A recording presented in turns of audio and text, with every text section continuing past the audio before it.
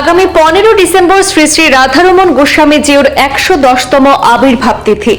এই উপলক্ষে গুরুধাম শ্রীভূমির বারৈগ্রাম থেকে গুরু রথ নিয়ে বরাক উপত্যকা সহ ত্রিপুরা রাজ্যের বৃহত্তর অঞ্চল পরিক্রমায় অংশ নিয়েছেন লক্ষাধিক ভক্তকুল।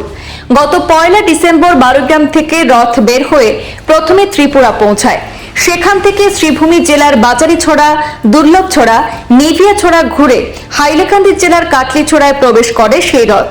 সেখান থেকে হাইলাকান্দি ঘুরে শিলচর হয়ে দরমি, পালংঘাট, সুনাই হয়ে আজ বুধবার দুপুর 12টায় কাটিকোড়ায় গুরু রথ নিয়ে প্রবেশ করেন শিষ্যরা। কাটিকোড়া সিদ্ধেশ্বর রাধারমণ আশ্রমের সম্মুখে রথ থামে। সেখানে সমবেত শত শত শিষ্যরা গুরু প্রণাম করে বরণ করেন। পরে জমায়েত শিষ্যরা রথ নিয়ে মিছিল করে লক্ষ্মীপুর শহরের দিকে প্রবেশ করেন। কাটিকোড়ায় গুরুদেব প্রভুপাদ রাধারমণ গোস্বামীর উদ্দেশ্যে ফল ভোগ নিবেদন করার পর মহাপ্রসাদ বিতরণ করা হয়। বিকেলে বদরপুরের উদ্দেশ্যে গুরু রথ নিয়ে রওনা দেন শিষ্যরা।